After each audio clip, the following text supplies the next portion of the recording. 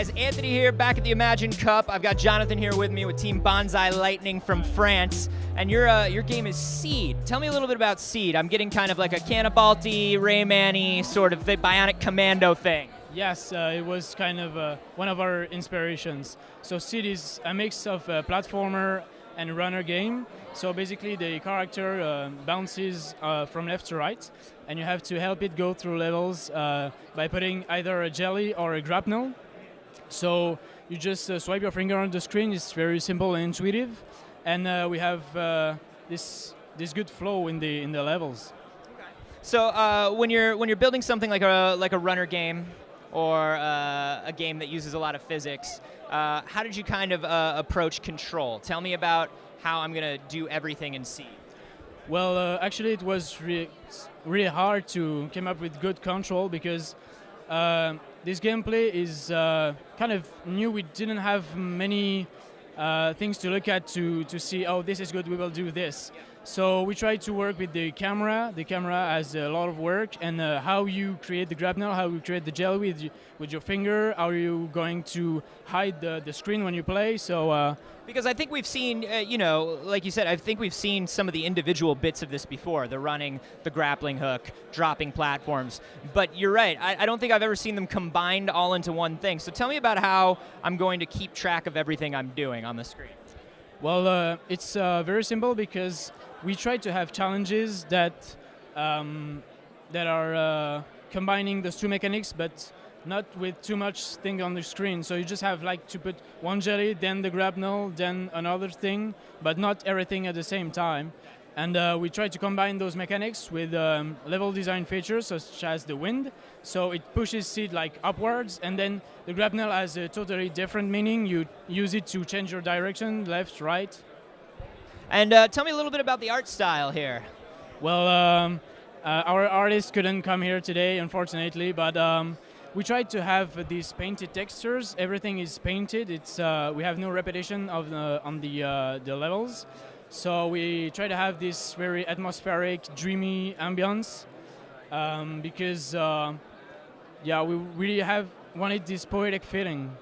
And I mean, France obviously has a very rich history in animation, and obviously you're living in the world of Michel Ancel, so that's got to be around. So there's definitely a very strong tradition of that. But outside of the developers we know, is there sort of a thriving independent and student game community in France? Is it big over there? It's not that big, but yeah, definitely there are some indie developers, and actually we have this kind of culture because Michel Ancel creates Rayman, but in this he has lots of friends who create indie games, and it's kind of an indie production, but with many people, Rayman. Very cool. So it sounds like it's a tight-knit community over there. So, you're coming here to the Imagine Cup, and obviously France has sort of a pedigree in video games, and you're up against some other countries that maybe have a stronger pedigree, a weaker pedigree.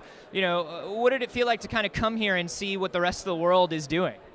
Well, it's really awesome because we have teams from Puerto Rico, from Angola, Czech Republic, and what we can see is we all have the same gamer culture, but we want to see new things, and those things are very different from each country. So yeah, it's really amazing. Tell me about the perspective and feedback you get. Obviously, the feedback that you get from somebody from Puerto Rico or from the U.S. is going to be different than the feedback you get from your friends and your testers in France. Did anything surprise you? Are you learning a lot about your game? Yes, we are definitely learning a lot because, well, some people tell us, oh, I love the art style. Some other tell us, oh, I love the gameplay. And I don't know if it's some kind of a country thing, but yeah, we definitely have lots and lots of feedback, and it will help us to improve the game. So, obviously there are a lot of grants, a lot of cash prizes up for grabs here. It looks like the game is well on the way to being done. What would you do if you got one of these cash prizes? What were you looking towards putting it? Well, first it looks done, but we need more content, so we would create more levels to have nice hours of gameplay. And we might also use it for marketing because we have no budget for that. So yeah, it would definitely help the project, yeah. So speaking of marketing, if people want to learn more about Seed, if people want to find out more about the game, where can they find it and what platforms are you targeting? Right now, we are targeting all Windows 8 touch devices, so you will find it on the Windows Store on your tablets or touch-enabled PC. You can also play it with your mouse, but it's better with the touch. And so that's the first platforms, yeah. And if we want to go, do you have a site or a Twitter or something that we can follow as well? We have a site, benzailightning.com. But yeah, we will put up something up there as soon as we can. Awesome. Well, the game looks great, Jonathan. Best of luck to you in the judging today. Thank you. Nice to meet you. Remember, we have more from the Imagine Cup all week, not just games. There are a world citizenship and innovation tracks here where people are building software and hardware that is going to change the world. You can find out more about that on D News, and you can find more games from the Imagine Cup here at Rev3 Games.